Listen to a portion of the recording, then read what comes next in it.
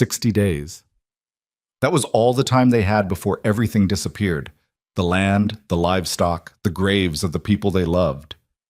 Abigail Mercer was 19 years old, standing in the dirt outside a banker's office, while the man inside shuffled papers like her family's survival was nothing more than an inconvenience on his desk. She had ridden 12 miles in the cold to beg, and he hadn't even offered her a chair. If you've ever watched someone you love slowly lose everything while powerful men pretended not to notice, this story is for you. Stay until the end, and drop the name of the city you're watching from in the comments. I want to see how far this story travels. The first thing Abigail noticed when she walked into Gerald Harrow's office was the smell. It wasn't the kind of smell you could describe easily. It was leather, yes. Expensive leather on the chair behind the desk, oiled and dark and completely out of place in a town like Cutter's Bluff, where most men couldn't afford new boots twice in a decade. But underneath the leather was something else, something sharper. The particular combination of ink and stale coffee and whatever men like Gerald Harrow secreted from their pores when they spent years making decisions that ruined other people's lives. Abigail stood in the doorway for 3 full seconds before anyone acknowledged her. Harrow himself was writing something when she entered, and he didn't look up. He was a large man, not fat exactly, but solid in the way of someone who had never once gone without a meal. His hair was oiled flat against his skull, iron gray at the temples, and his mustache was the kind that required deliberate maintenance. He wore a waistcoat with brass buttons, every one of them fastened. A pocket watch chain glinted at his hip. Behind her, the door swung shut. She cleared her throat. "Mr. Harrow." "I can read the clock, Miss Mercer." He still hadn't looked up. "You're 4 minutes late." "My horse threw a shoe on the ridge." "That's not my concern." He finished his sentence, slow, deliberate strokes of the pen, and only then set it down and looked at her. His eyes were gray and entirely unreadable, the way certain stretches of winter sky were unreadable. Not stormy, just blank. "Sit," he said. There was one chair across from his desk. Abigail sat in it, keeping her back straight, her hands flat on her thighs. She had rehearsed what she was going to say for the entire ride into town. She had rehearsed it quietly, moving her lips, while her horse struggled through the frozen mud of the October trail. She had a plan. She had numbers. She had reasonable arguments. She was terrified. "Your father missed his 3rd payment," Harrow said, opening a folder on his desk. He didn't phrase it as a question. "Yes, sir, he did." "That's a pattern, Miss Mercer, not an incident, a pattern." He tapped the folder with 2 fingers. "I've been more than patient." Abigail pressed her thumbnail into her palm under the desk, hard. The small, bright pain helped her keep her voice level. "Mr. Harrow, my father is ill. He has been ill since spring. The drought took most of the east field, and the well we dug last year hit rock at 40 feet instead of water. We know what we owe. We're not disputing the debt. We're asking for more time." Harrow leaned back in his chair. The leather creaked. "Everyone in this territory wants more time," he said. "Time doesn't grow crops, Miss Mercer. Neither does foreclosure." The words came out before she'd fully decided to say them. She felt her stomach drop the moment they landed in the air between them. Harrow's expression didn't change exactly, but something shifted in it, a slight tightening around the eyes. The way a card player's face moves when someone finally plays something worth watching. "Bold," he said after a moment. "I didn't ride 12 miles to be meek, sir." He studied her. She let him. She had learned early, from her father, from years of watching him negotiate with suppliers and buyers, and men who came to the farm to argue about water rights, that the person who breaks the silence first in a room like this usually loses something. Harrow reached into the folder and produced a sheet of paper. He set it on the edge of the desk closest to her. 60 days, he said. She reached for the paper. The full outstanding balance, he continued, plus the accrued penalty fees as listed on that document. If that amount is not delivered to this office within 60 days, the Mercer land and all structures thereon become the property of Harrow Lending and Trust. Standard procedure. Abigail looked at the number at the bottom of the page. She had expected it to be bad.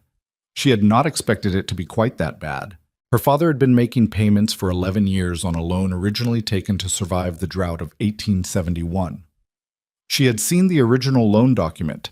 had studied it, actually, the night before, crouched over the kitchen table with a candle, adding the numbers herself 3 times over. What Harrow had written on this paper didn't match. The penalties had compounded differently than the agreement specified.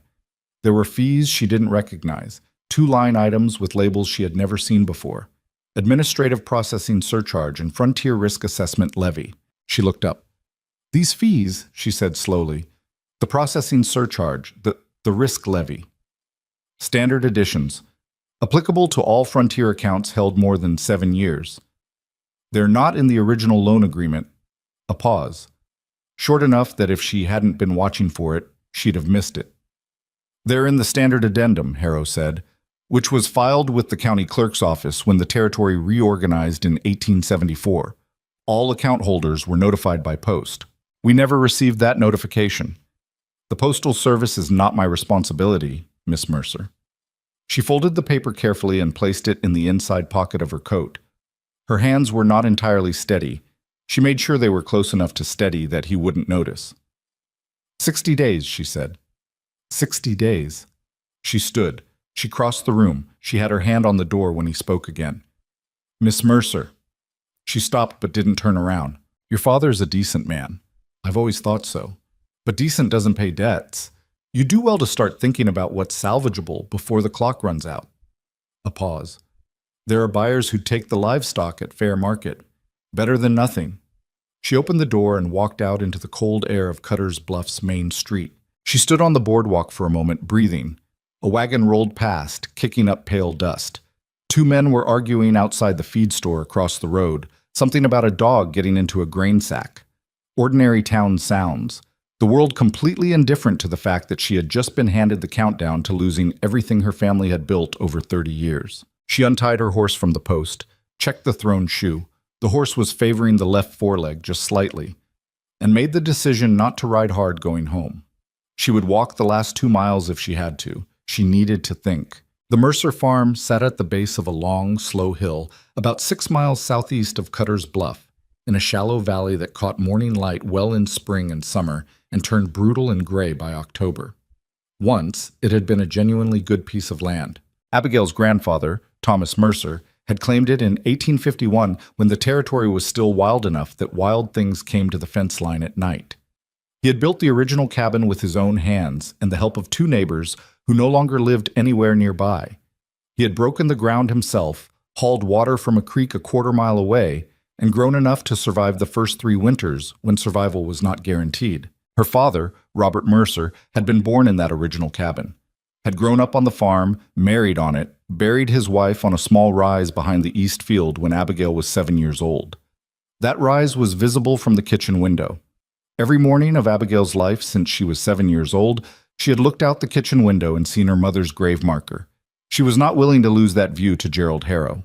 She arrived home in the late afternoon when the light was coming in low and orange across the dormant fields. Her father was sitting on the porch, which worried her, because the doctor had said he should be resting inside, wrapped in a blanket, watching the horizon the way he'd been watching it more and more lately, like he was keeping track of something. You're supposed to be inside, she said, dismounting. It's not cold enough to matter yet. He looked at her face. Robert Mercer was 61 years old, and he had been a large, capable man for most of that time, broad through the shoulders, thick-wristed, the kind of man who could fix almost anything given enough time and the right materials. The lung sickness had taken 30 pounds off him in 6 months and left him the color of old ash, but his eyes were still sharp.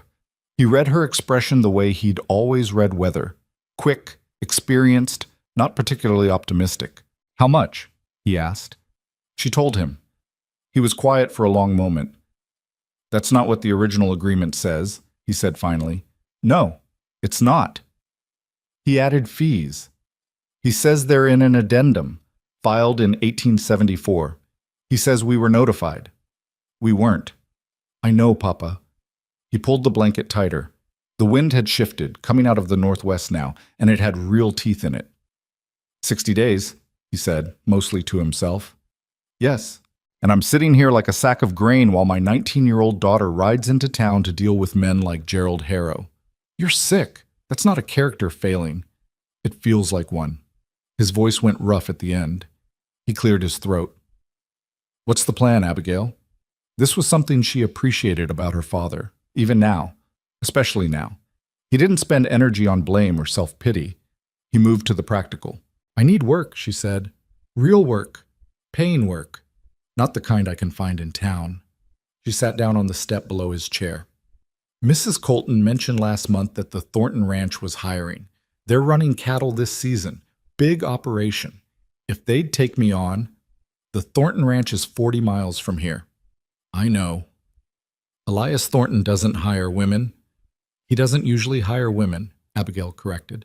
That's different from won't. Robert looked at her for a moment. Then something happened in his face. A softening, which was worse than hardness would have been, because it meant he was tired in a way that went past the body. Your mother would have done the same thing, he said, ridden off to fix it herself. She would have already been halfway there by now. He almost smiled. Almost. 2 conditions, he said. You take old Jim for company. Old Jim is 80 years old. He's 64 and you know it.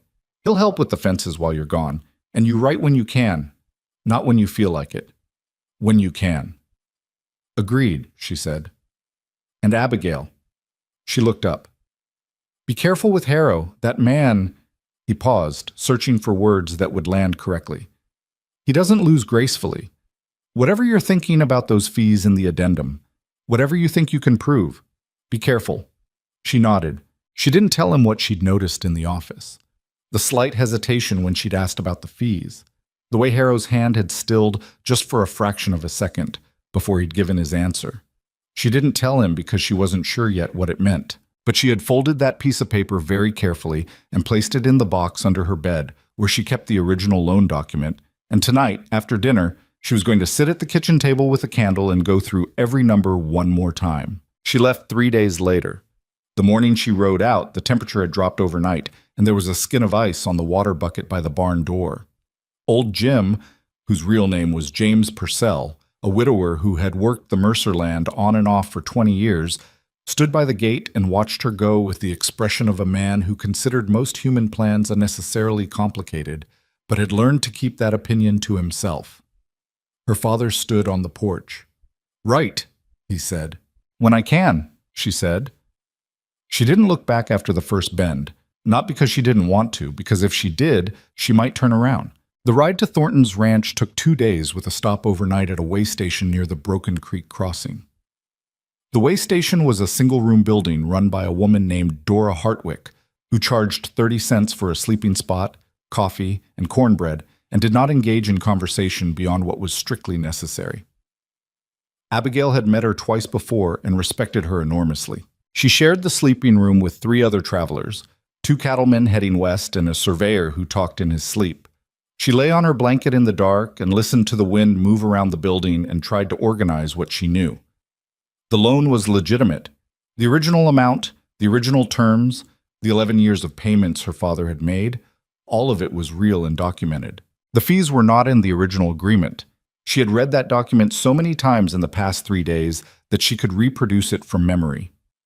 Harrow had said the addendum was filed with the county clerk in 1874. She had not yet been to the county clerk's office. That was a problem she couldn't solve from 40 miles away. But she could earn money.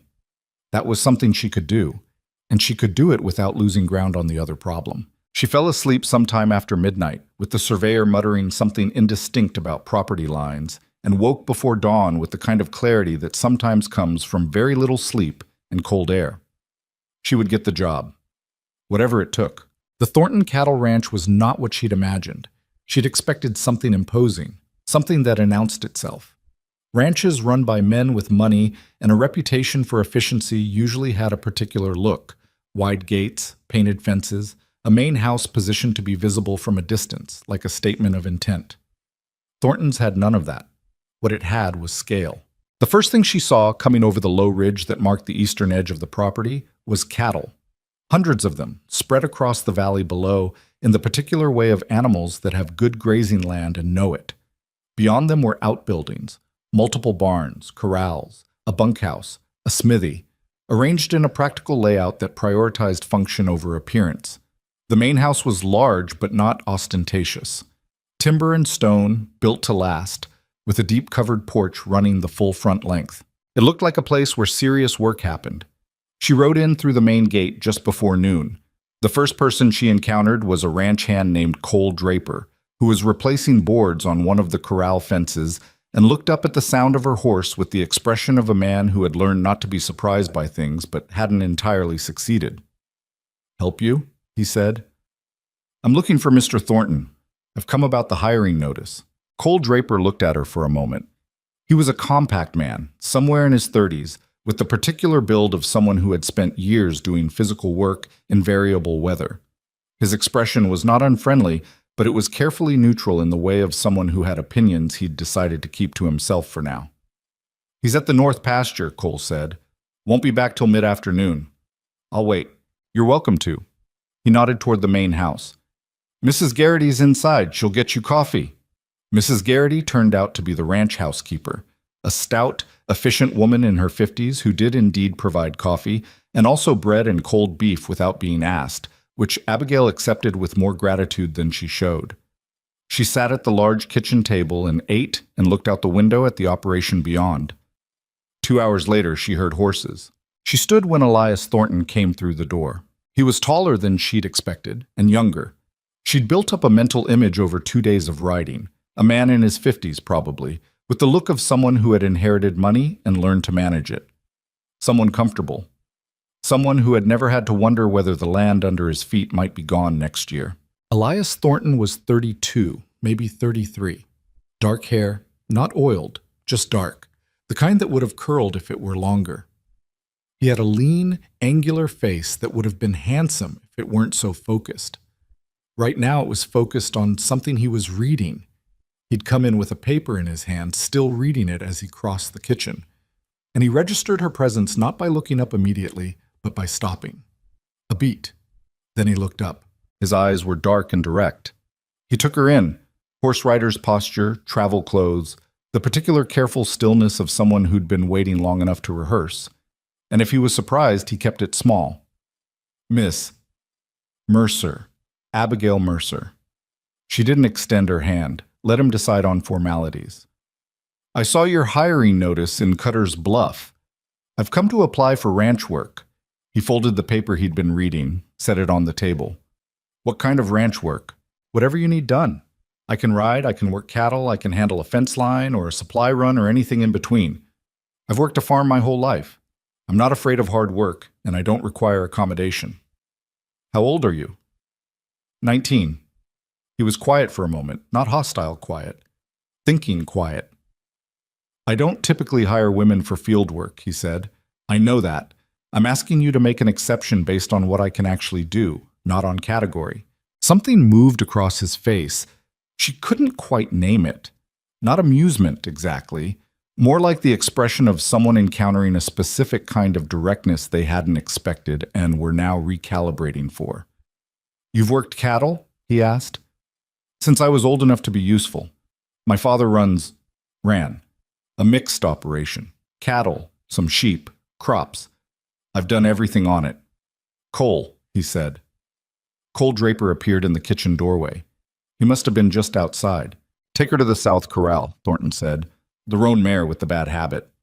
Cole's eyebrows moved slightly. "You want to?" "I want to see what she does with a difficult horse." The roan mare's name, Cole told her as they walked toward the South Corral, was Trouble. He said it without irony, which suggested it was her actual working name and not an editorial. "What's the bad habit?" Abigail asked. "She crowds," Cole said. "Gets in close and shoves if she doesn't like you. Took a good-sized chunk out of Henderson's shoulder 2 weeks ago." "Does she respond to anything specific?" Cole glanced at her sideways. "You'll figure it out. Or you won't." Thornton came around the far side of the corral, positioned along the fence where he could watch without being in the way. He'd left his coat somewhere. He was in his shirt sleeves in the October cold, and either he didn't notice or he didn't care. Abigail climbed the corral fence and sat on the top rail for a minute, just watching the mare. The roan was a solid horse, 15 hands, good muscle, nothing wrong with her physically. She was moving along the fence line with a particular quality of restlessness that Abigail recognized. Not fear exactly. Something more like a standing argument. An animal who had decided that most humans were an imposition and had stopped pretending otherwise. Abigail could work with that. She dropped into the corral and stood still. The mare stopped moving and looked at her. Abigail did not approach. She stood at a slight angle, not facing the horse directly, which some horses read as challenge, and waited. She counted her own breathing, slow and even. The mare's ears moved, swiveled toward her, then away. Abigail took one step sideways, not toward the horse, just sideways. The mare watched. 3 minutes? Maybe 4. Then, slowly, with the particular dignity of an animal deciding this on her own terms, the roan walked toward her. Abigail let her come. Let the horse drop her head and push her nose against Abigail's shoulder with exactly the kind of pressure Cole had described as crowding. She absorbed it, put one hand on the horse's jaw, easy pressure, and moved her head gently to the side. The mare accepted the redirect. Said Cole Draper from outside the fence. Abigail spent another 10 minutes with the horse. Gentle, purposeful, nothing dramatic. The mare tested her twice more, and both times Abigail held her ground without aggression, just quiet insistence, until the horse decided the point wasn't worth pressing. When she climbed back over the fence, Thornton was watching her with an expression she couldn't fully read. "You've done this before," he said. "My father always said difficult horses are easier than difficult people, less complicated motives." Something pulled at the corner of his mouth. "Barely. Room and board and standard wages," he said. "You'll start with fence work and supply runs until I see what else you can do. If you have a problem with any of that, say so now." "I don't have a problem with any of that," she said. "You'll be bunking in the separate room off the back of the main house. Mrs. Garrity's arrangement, not mine. There are rules here that apply to everyone. You break them, you're gone, same as anyone else." "Understood." He nodded once, efficient, final, and walked back toward the main house. Cole was looking at her with a different expression now, still careful, but the neutrality had shifted a degree or two towards something that might, given time, become respect. "Don't let it go to your head," he said.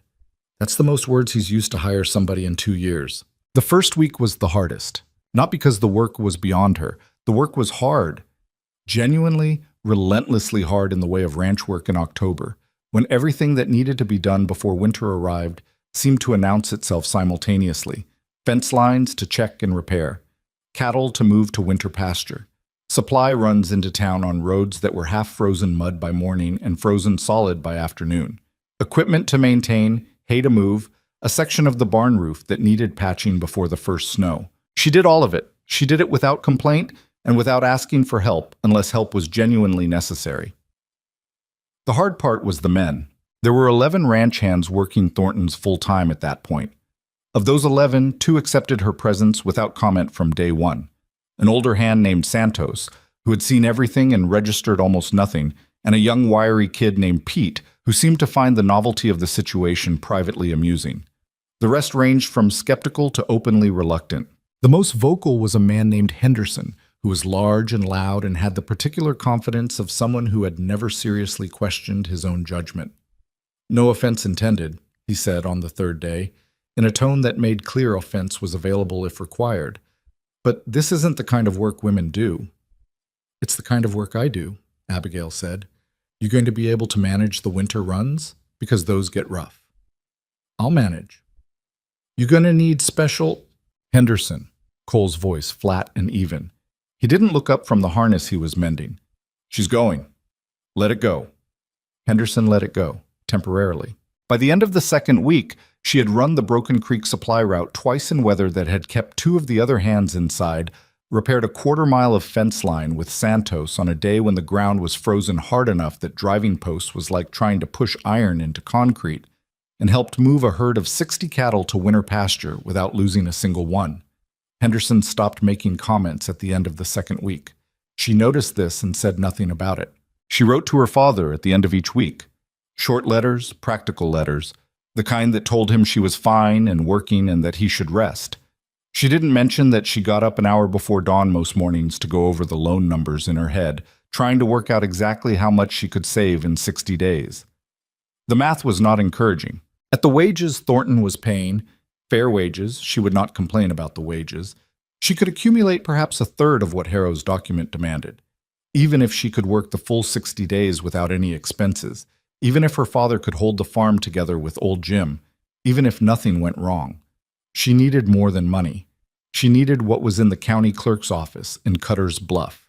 Elias Thornton ran a good ranch the way some people play a precise instrument, with attention and without excess.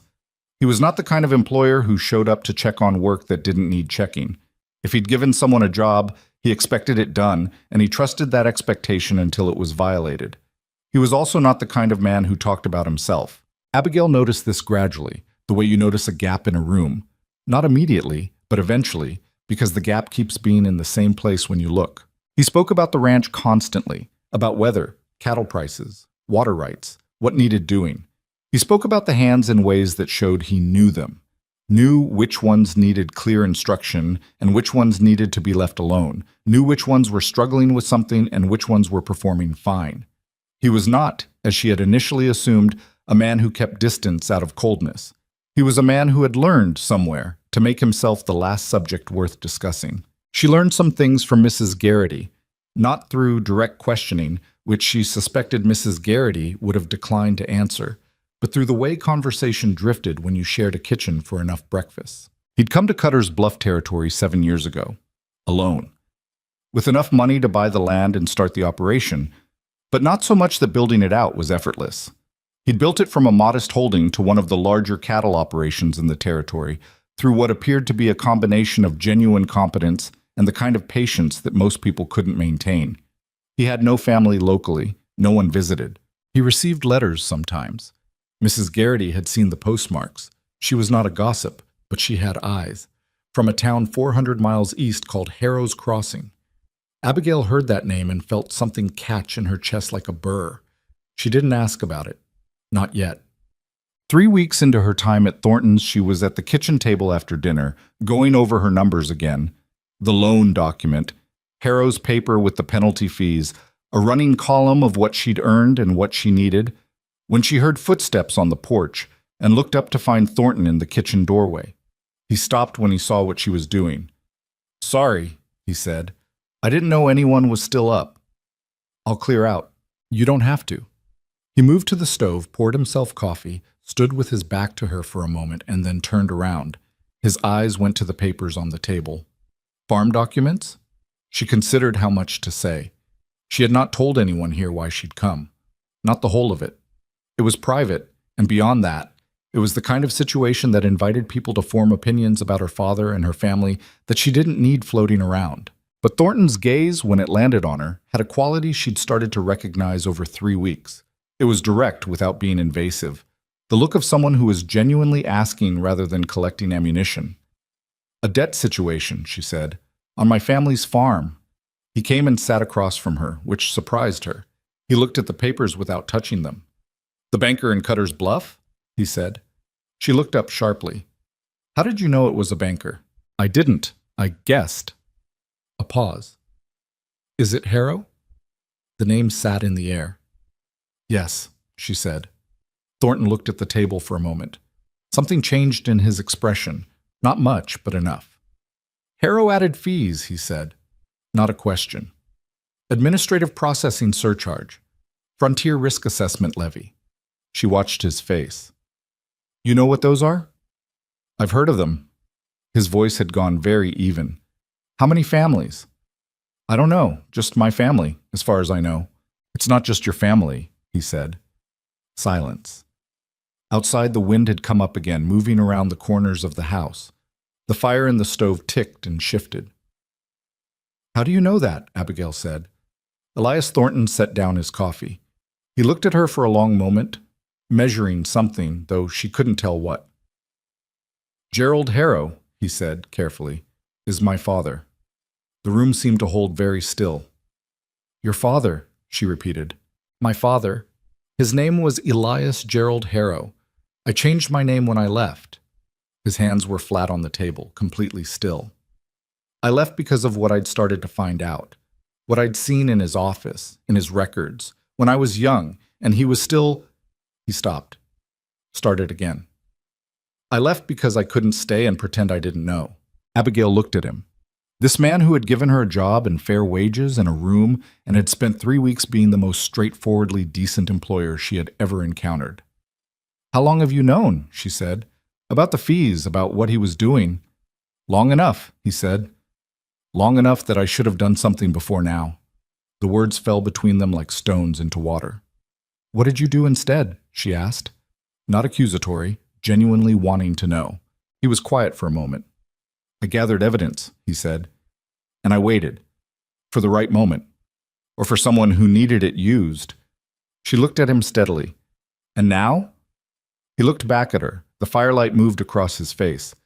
"And now," he said, "I think maybe I've been waiting long enough." Neither of them moved for a long moment after Elias said it.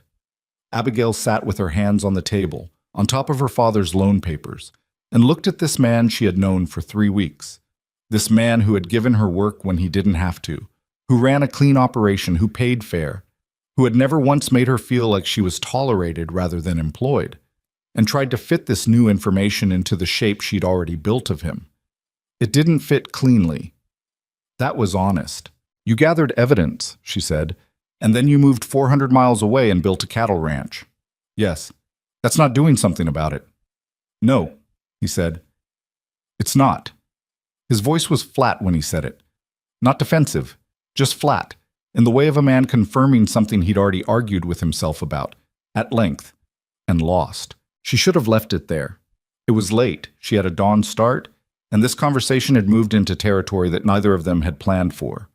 But she had ridden 12 miles to sit in Gerald Harrow's leather-smelling office and come back with a paper that was eating her father alive from the inside out, and she was not in a patient mood. "How long have you had the evidence?" she asked.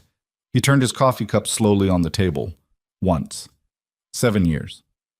7 years. "When I left, I took what I could carry without it being noticed. Letters, copies of agreements, a ledger page I photographed onto a contact sheet." He paused. "The kind of thing a 19-year-old takes when he doesn't fully understand what he has yet." "And after you understood?" "After I understood, I was already here, already building this." He looked out the dark window. "And the longer I waited, the harder it got to explain why I'd waited." Abigail thought about that. There was something in it she recognized. The way a thing you mean to do next week turns into next month, turns into something you've built an entire life around not doing. She had seen it in other shapes and other people. It wasn't cowardice exactly. It was the weight of consequence getting heavier the longer you carried it. That didn't make it right, but it made it human. "My father has 60 days, she said. "Whatever else is true, that's what I'm working with." "I know." "Can the evidence you have be used, legally, by someone in a position to act on it?" "That depends on the sheriff." He said it like a man who had thought about this particular sentence from multiple angles. "Bill Creedy has been sheriff in Cutter's Bluff for 9 years. He's not corrupt. I don't think he's corrupt, but he's careful. He won't move on a man like Harrow without documentation that's airtight." "Is yours airtight?" A pause that was a fraction too long. "It's strong. Whether it's airtight depends on what's in the county clerk's files." She looked at him. "The addendum Harrow mentioned, filed in 1874. If it exists, it would legitimize the fees. If it doesn't..." He stopped. "If it doesn't," Abigail finished, "then every family he's applied those fees to has a case." "Yes." She folded her hands on top of the loan paper. Outside, something moved against the side of the barn. Wind caught, nothing dangerous, but it made a sound like a slow knock. "I need to go to the county clerk's office," she said. "Yes. And you need to decide whether you're going to give me access to what you've been holding for 7 years. He looked at her directly. In the firelight, his face was all shadow and angle, and for a moment she could see the shape of what he must have looked like at 19. Younger than the ranch, younger than the competence, younger than all the careful distance he'd built around himself. A young man who had looked at his father's ledger and understood what it meant, and had the particular lonely misfortune of being the only person in the room who could see it. "I'll show you in the morning," he said. "What I have." She nodded. They both sat there another minute, neither of them speaking. The fire shifted, the wind moved. Then she gathered her papers and said goodnight, and he said goodnight, and they went their separate directions in the house, and neither of them slept particularly well.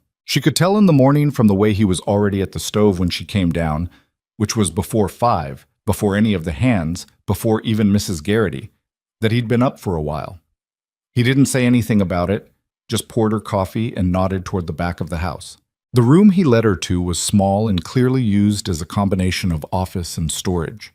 There was a desk, a chair, shelves crowded with the practical paperwork of running a large ranch, contracts, breeding records, weather logs, supply invoices. And in the bottom drawer of the desk, locked, a flat wooden box that he set on the desktop and opened with a key on his watch chain. Abigail looked at what was inside. She had expected a small collection, a few letters, a ledger page, the kind of thing a 19-year-old grabs in a hurry. What she found was considerably more organized than that. He'd spent 7 years not doing something about this evidence, but he had spent at least part of that time sorting it. There were 12 letters, each dated, each folded and labeled in a small, neat hand. There were 3 ledger pages, not 1, 3, removed so carefully that the binding edges were clean. There were 2 documents she recognized as loan agreements with handwritten additions in the margins, additions that were not initialed by the borrower. There was a contact photograph, small and slightly blurred, of what appeared to be a second set of books. She picked up the photograph carefully. A second ledger, she said. He kept 2, the one he showed borrowers and the one that showed what he was actually collecting. I found the second one by accident when I was 12. I didn't understand it then. He stood back, arms crossed, watching her go through the box with an expression she couldn't read. I understood it by the time I was 17. And you left at what? 19? 18. She set the photograph down and picked up the loan agreements with the margin additions. Read through them slowly. The handwriting in the margin was Gerald Harrow's. She'd seen his handwriting on the document he'd given her. The additions were small, precise, written as if they'd always been there, as if they were part of the original agreement. But the ink was a slightly different shade on 2 of them, and the pen pressure was different. She wasn't an expert, but she had eyes. These were altered after the fact, she said.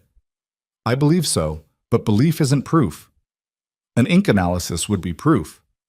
Yes, which requires someone with the authority to order one. She set the agreements back in the box, stood up, and looked at him. If Harrow finds out you're the one who brought this forward, she said, what happens? He was quiet for a moment. He has lawyers, he said. Good ones. He'll call it a personal vendetta, a disgruntled son with a grudge. It'll complicate things. A beat. He's my father. That cuts both ways in a courtroom and a community. But you're going to do it anyway. He met her eyes. I'm going to do it anyway. She believed him. She wasn't entirely sure why she believed him as completely as she did. She'd known him 3 weeks, and people said things they meant and then revised them when the consequences got specific. But there was something in his voice when he said it that didn't have the quality of performance. It was the voice of a man who had made a decision that had been sitting in him for a long time and finally found its moment. All right, she said. Then here's what needs to happen. She laid it out. Not because she was in charge. This wasn't her operation. This was his evidence and his history and ultimately his risk. But because she had been running numbers and plans in her head for 3 weeks and she needed to say them out loud to see if they held, she would go to Cutter's Bluff. She would visit the county clerk's office and request access to the 1874 addendum Harrow had cited. If it existed and was legitimate, they would know what they were working with. If it didn't exist, or if it had been filed irregularly, that itself was information. Thornton would make copies of the most critical documents in the box. Clean copies, witnessed, with dates. He would also write down, in his own hand, a full account of what he had seen as a child and young man in his father's office. Not as testimony, not yet, but as a record. Then they would both go to Sheriff Creedy, together, with the documentation and the first-hand account and whatever the county clerk's office revealed. He'll want to know why I've held this for 7 years, Elias said. Then tell him the truth. Which is? That you were young and scared and you didn't know how to do it without destroying what was left of your family. And by the time you did know how, you'd been putting it off so long it felt impossible. She paused. That's an honest answer. It's also an answer most people in that room will have some version of in their own lives. He looked at her for a long moment. You're remarkably direct, he said. I come from people who didn't have time to be otherwise. She closed the wooden box. Can you be in Cutter's Bluff in a week? I can be in Cutter's Bluff in 5 days. Then I'll ride back tomorrow and go to the clerk's office. If I find what I think I'll find. She stopped herself, corrected the phrasing. If the addendum isn't there, I'll send word. And if it is there? She thought about that, about Harrow's hand going still when she'd asked about the fees, about the particular flatness of his voice when he said the postal service wasn't his responsibility. Then we'll have to be more careful, she said, and probably faster. He nodded. Once. Efficient and final, the same way he'd nodded when he'd hired her. Like a man who had made up his mind and saw no value in revisiting the decision every 5 minutes. She left the room. He stayed behind, and she heard the drawer of the desk open and close, the wooden box going back in, the lock turning, and then the sound of paper, of him beginning to write. The sky outside the kitchen window was the particular gray-blue of very early morning, not yet dawn, the stars still visible in the west, while the east held the first gray suggestion of coming light.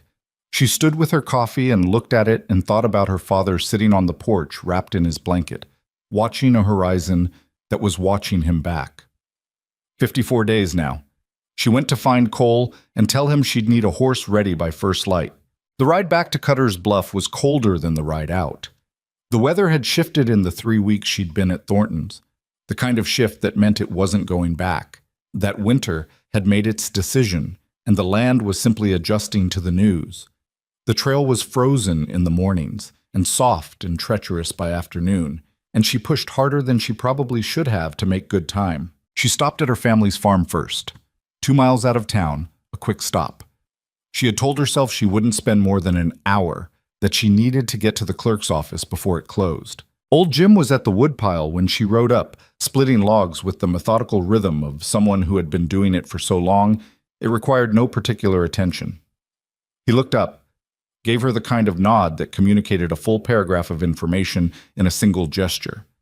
Everything's fine, nothing's collapsed, your father's still breathing, don't make it into more than it is, and went back to splitting. Her father was inside. He was at the kitchen table. He had the original loan agreement out in front of him, and he was reading it, and he looked up when she came in with the expression of a man caught doing something he'd been told not to do. "I'm supposed to be resting," he said. "You're sitting at a table. I'm reading a very stressful document." She sat across from him and told him everything. Not every detail. Not the full story of Thornton's father. Not yet, because there were still too many open pieces for her to present it as anything other than a developing situation. But she told him enough, that she'd found an ally with real evidence, that there might be more to the fees than simple greed, that there might be something provably illegal in how they were applied, that she was going to the county clerk's office this afternoon. Her father listened without interrupting. That in itself meant something. He was a man who normally interrupted, who asked questions in the middle of your sentences, who couldn't sit still through an explanation. The fact that he sat and listened all the way through told her something about how tired he was. When she finished, he said, "You trust this man, Thornton?" "I'm beginning to." "Beginning to isn't all the way there." "No," she agreed, "but it's honest." He looked at the loan agreement on the table, put his hand flat on it, the way he sometimes put his hand flat on the ground in the field when he was checking soil moisture, automatic, like a habit of contact. "Be careful with Harrow," he said again. The same thing he'd said the first time. "I know. I mean it differently now." He looked up. "If he finds out someone is building a case, I know, Papa. He has reach, Abigail, in this county and the next one." She reached across the table and put her hand on top of his. His hand was cold. She didn't say anything about that. "I'll be back before dark," she said. The county clerk's office was on the north end of Cutter's Bluff's main street, in a building that had started its life as a surveyor's office and still had the surveyor's large front windows, which filled the interior with flat gray autumn light. The clerk was a small man named Walter Pruitt, who wore his reading spectacles pushed up on his forehead and had the particular energy of someone who genuinely loved bureaucratic organization and was mildly offended by anyone who didn't. 1874 addendum, he repeated when she explained what she was looking for. Filed by which entity? Harrow Lending and Trust. Something shifted in Pruitt's expression. Small, controlled. the way a well-trained poker face fails just slightly when the cards are bad. "One moment," he said. He disappeared into the back room. She heard the sounds of filing drawers opening and closing. A pause. More drawers. A longer pause. He came back empty-handed. "I've checked the 1874 filing index," he said, "and the supplementary index for that year. I don't find an addendum filed by Harrow Lending and Trust." She kept her voice level. "Is it possible it was misfiled? Filed under a different name? I've run a complete search of the 1874 records." He looked at her over the top of his pushed-up spectacles, and his expression had gone from bureaucratic neutrality to something quieter and more careful. "There is no addendum from that entity in this office's records. Is it possible it was filed elsewhere? A different county?" Miss Mercer, Harrow Lending and Trust operates under the charter of this county. Any enforceable addendum to a loan agreement under that charter would need to be filed here." He paused.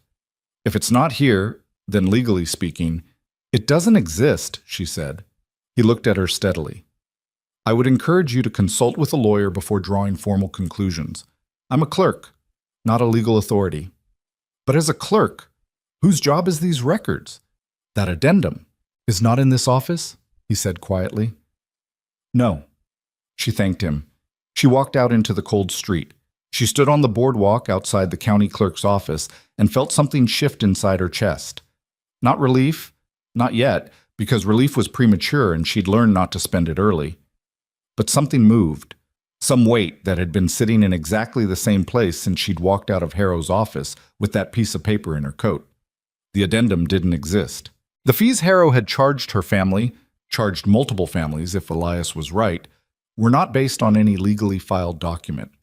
They were invented, applied to loan accounts that had no contractual basis for them, enforced through intimidation and the assumption that frontier farmers didn't have the time or resources to check. She stood in the cold for another minute. Then she went to find paper and a pen because she had promised to send word, and the word was this: "Come as soon as you can. The addendum isn't there." It was never there. She wrote it and gave it to the stage office to carry east, and then she rode the 2 miles back to her family's farm, and she helped old Jim stack the split wood before dark. And she sat with her father at the kitchen table through the evening and didn't say anything about the clerk's office because she didn't want to raise something that could still collapse before it was solid. She sat with the numbers instead. 49 days remaining, by her count. It would have to be enough. Thornton arrived in Cutter's Bluff on the 4th day, one day ahead of what he'd said, which she noted and didn't comment on. He came to the farm instead of to town, which she also noted because it suggested he understood that this was where the center of gravity was. He tied his horse at the post and came up the porch steps and shook her father's hand, and Robert Mercer looked at him with the careful, assessing expression he used on horses and men he was trying to judge quickly. Whatever he found, he nodded and opened the door and let him in. Elias had brought the wooden box. They sat at the kitchen table, the three of them, with old Jim at the stove pretending to be entirely absorbed in coffee preparation. And Elias laid the documents out and explained each one, calmly, without drama. The way a man explains something he has been waiting a long time to explain and has decided the waiting is finished. Her father asked questions. Good questions. Specific questions. The kind that showed he'd spent 30 years dealing with contracts and loan agreements and the fine print that always mattered. "The margin additions," he said, holding one of the altered loan agreements up to the window light. "The ink's different." "Yes. A document examiner could testify to that." "If we can find one willing to testify against Harrow," Abigail said. "The county seat has the court that deals with commercial fraud," her father said. He set the document down. He was looking at Elias now with an expression she hadn't entirely seen on him before. Not the assessment anymore, but something that had moved past it. Something that was trying to understand what kind of person would carry evidence of his own father's crimes for 7 years across 400 miles of territory and then sit at a stranger's kitchen table in October and lay it all out. "You've been waiting for a reason to use this," Robert said. Not accusatory, just reading it aloud. "Yes," Elias said. "And my daughter showed up at your ranch." "Yes." Her father was quiet. The fire popped. Old Jim poured himself more coffee he didn't need. "All right," Robert said. "Then We go to Crieti. Papa, not tomorrow. Tonight I need to sleep, and tomorrow I need to not look like I'm already dead. He put both hands flat on the table. But the day after, we go to Credi with this. She looked at him, the exhaustion in his face, the illness in the gray of his skin, and underneath all of it, still, stubbornly, persistently, the thing that had always been there, the thing that had made him drive posts into frozen ground and haul water a quarter-mile and keep going through 3 droughts, and a loan he shouldn't have needed, and a wife's death, and a banker's cruelty. The thing that refused to be the last generation to stand on this land. The day after, she said. Thornton gathered the documents back into the box. Carefully. The same care he brought to everything, she had noticed. Nothing careless, nothing rushed, not because he was slow, but because he understood that certain things broke if you handled them wrong. Outside, the October wind was starting up again, moving through the dry grass of the dormant fields with a sound like distant water. And somewhere on the small rise behind the east field, her mother's grave marker stood in the cold and the dark, and Abigail looked out the kitchen window at the place where she knew it was, even though she couldn't see it from here at this hour. 49 days.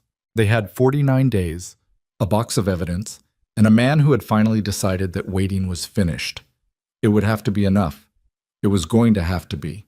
Sheriff Bill Creedy's office occupied the ground floor of a squat stone building at the south end of Cutter's Bluff's main street, wedged between a dry goods store and the telegraph office, like an afterthought that had outlasted everything around it. The building had survived 2 fires and a flood and looked like it had opinions about its own survival. The door stuck in cold weather, which meant you had to push it with your shoulder, which meant everyone who entered Creedy's office arrived slightly off balance. Abigail had always thought that was probably useful to him. He was at his desk when the 3 of them came in. Abigail first, then her father moving carefully, then Elias with the wooden box under his arm. Credi looked up from whatever he was writing and took them in with the unhurried attention of a man who had learned that the first 10 seconds of reading a situation were the ones that mattered most. Bill Creedy was 53 years old, broad through the chest, with a close-cropped gray beard and the particular posture of someone who had been shot at enough times that he'd stopped letting it change how he sat. He was not a dramatic man. He did not have a reputation for speeches or displays. What he had a reputation for was following things through, which was rare and more valuable. "Robert," he said, nodding at her father. Then, "Miss Mercer." Then, at Elias, a longer look. "Don't believe we've met. Elias Thornton. I run the cattle operation east of Broken Creek. I know the ranch?" Crady set down his pen. "Sit down, all of you." There were 3 chairs. Old Jim had stayed at the farm. This was not his fight, and he knew it, and he'd expressed his awareness of this by going back to the woodpile without being asked. They sat, and Creedy folded his hands on the desk and looked at them in the way of someone who had decided to let other people talk first. Her father spoke. She had suggested this on the walk over him, not because he could explain it better than she could, but because Creedy had known Robert Mercer for 20 years, and there were situations where the first voice in the room mattered as much as what the voice said. Her father laid it out plainly. The original loan, the missed payments, the 60-day notice, the fees that weren't in the agreement. He spoke slowly, which was partly illness and partly deliberate, and he looked at Creedy steadily throughout. When he finished, Creedy said, "The addendum." "Doesn't exist," Abigail said. "I went to the county clerk myself. Walter Pruitt searched the full 1874 filing index. There is no addendum from Harrow Lending and Trust in this county's records." Creedy was quiet for a moment. He picked up his pen and set it back down. "Pruitt told you this directly." "He told me the addendum is not in this office's records. He was careful about his wording. He said to consult a lawyer before drawing formal conclusions, but he was clear." "All right." Creedy looked at the wooden box on Elias's knee. "And that?" Elias set the box on the desk and opened it. What followed was 40 minutes that Abigail would remember afterward, not as a single stretch of time, but as a series of specific moments. The way Creedy's face changed when he read the first altered loan agreement, the sound of paper moving as he went through the letters, the particular silence that fell over the room when he looked at the contact photograph of the second ledger. He asked questions. Good, specific questions. The kind that showed he was building something in his head as he went, assembling pieces into a structure. He asked Elias how old he'd been when he first saw the second ledger. He asked how the letters had been preserved. He asked about the margin additions. How certain was Elias that the ink was different, not just his perception of it? I'm certain they were altered, Elias said. Whether that holds up under examination is what I'm telling you needs to happen. An ink analysis. Yes. That requires sending documents to the county seat. Takes time. How much time? Creddy looked at Robert. How many days do you have left on the notice? 47, Abigail said. Creddy leaned back. The chair creaked. He looked at the ceiling for a moment. Not dramatically, just thinking, the way a man looks at nothing in particular when he's working something through. The addendum being absent is my strongest immediate piece, he said, mostly to himself. Then to Abigail. If Harrow applied those fees to your father's account without a legal basis on file, that's grounds for a fraud complaint. I can file that complaint and open a formal investigation, which triggers a stay on the foreclosure notice while the investigation is active. Abigail sat very still. A stay. The clock stops while the complaint is under investigation. Harrow can't legally proceed with foreclosure during an active fraud inquiry. He paused. But I need Pruitt to give me a written statement confirming the addendum's absence, and I need your father's original loan agreement. We have it, she said. I'll need it today. He looked at the wooden box. Mr. Thornton, this evidence, you're prepared to swear to its authenticity? In writing, under your name? Yes. And you understand that Gerald Harrow will contest it? I understand. He'll call it personal. A grudge. You're his son. I know what he'll call it. Elias's voice was even. Not hard, just steady, the way something is steady when it's been tested and hasn't moved. He's not wrong that it's personal. I'd argue that makes it more credible, not less. I had every reason to stay quiet, and I didn't. Creddy studied him for a moment. Whatever he found, he nodded. I'll need your written account as well, he said. Everything you observed, dated and signed. He looked around the room at all three of them. This doesn't move fast. Even with the stay, the investigation could take months, and Harrow will fight it. We know that, Robert said. He has lawyers. So I've been told. Good lawyers. Men who've handled cases like this before. He paused. I'm telling you this not to discourage you, but so you walk out of here with realistic expectations. What I can do is stop the immediate clock and open the inquiry. What happens after that depends on what the county seat decides to do with it. But the clock stops, Abigail said. If I file today and the complaint is accepted, yes, the clock stops. She looked at her father. He was looking at Creddy with an expression she couldn't entirely read.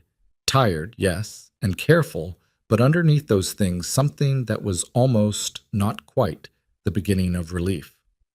The same way a man who has been holding something very heavy for a long time looks when someone offers to help carry it. Not sure yet. Not wanting to put the weight down before he's certain the other hands are there. File today, her father said. Creddy picked up his pen. What happened next was bureaucratic and slow and necessary. Creddy drafted the complaint in his careful, plain handwriting. No flourishes, no legal theatrics, just the facts laid out in order. Abigail retrieved the original loan agreement from her coat. Elias began writing his account on the paper Creddy provided, sitting at the small side table near the window, writing without stopping, without crossing things out, as if he'd been composing the words in his head for years, and was now simply transferring them to the page, which he probably had been. She sat and watched him write and felt something strange. Not quite gratitude, because gratitude felt too simple for whatever this was. Something closer to the feeling of finding out that a problem you'd thought was entirely yours had more dimensions than you'd seen. That you'd been carrying one side of something that had another side entirely, held by someone you hadn't met yet. She didn't examine the feeling too closely. There wasn't time. They were in Creddy's office for 2 hours. When they left, the sheriff had the complaint drafted, the loan agreement in hand, and a note to visit Walter Pruitt before the end of the day. He had also, quietly, asked Elias to leave the wooden box. I'll give you a receipt, Creddy said. Keep the receipt, Elias said. Creddy looked at him. A beat. All right. Outside, the three of them stood on the boardwalk in the cold afternoon light.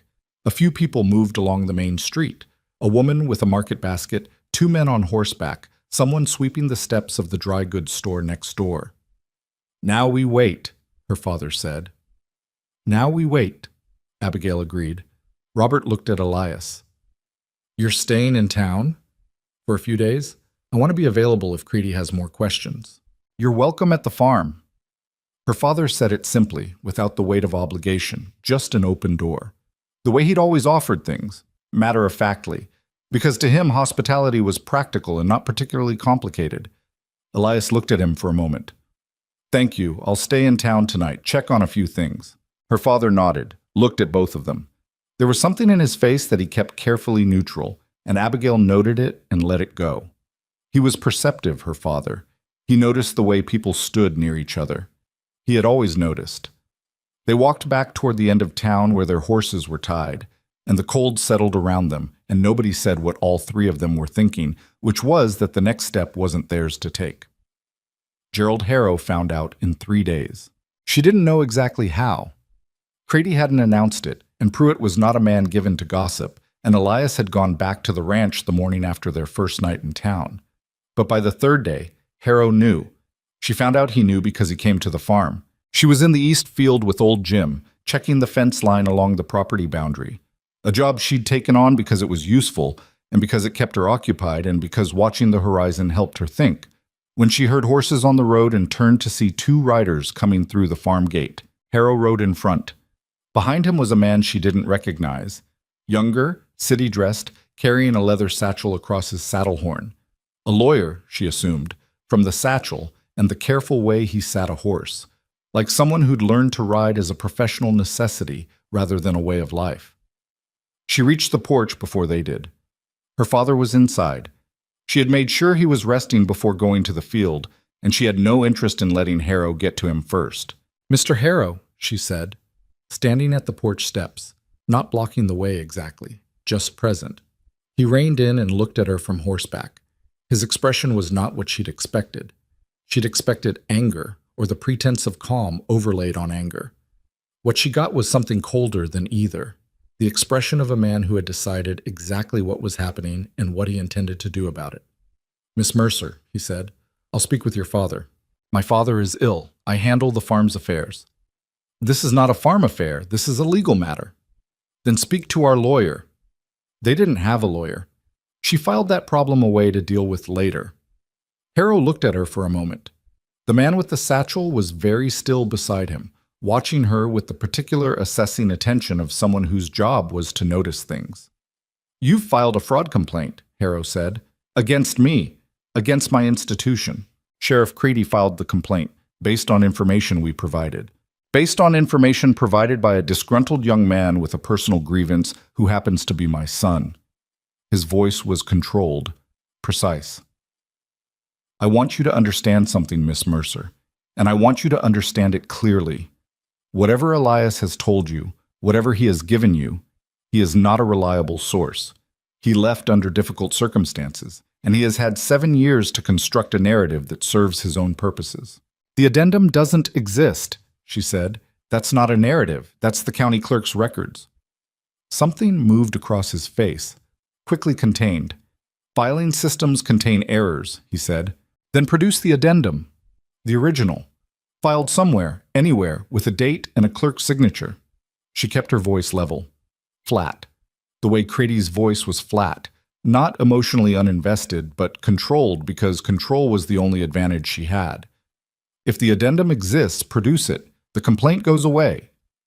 I'm not here to negotiate with a 19-year-old girl standing on a porch." "Then I'm not sure why you're here." The silence stretched out. A crow landed on the fence post at the edge of the yard and sat there, watching with the complete indifference of its kind. "You're making an error," Harrow said. "Whatever you think you're accomplishing, you're making an error. This territory is not so large that a man in my position can't make things difficult for people who create problems." She heard the specific shape of what he was saying. Not a direct threat. He was too careful for direct threats. But the outline of one. The suggestion of difficulty without its specification. "Are you threatening me, Mr. Harrow?" "I'm advising you." "I'll pass the advice along to Sheriff Creedy," she said. He looked at her for another moment. Then he turned his horse without another word, and the lawyer with the satchel followed, and they rode back through the gate and onto the road and disappeared in the direction of town. She stood on the porch for a minute after they were gone. Her hands were not shaking. She was mildly surprised by this. The door opened behind her and her father appeared, wrapped in his blanket, not remotely resting. "You were listening," she said. "I was in my own house," he said. "He's going to fight it." "Of course he's going to fight it."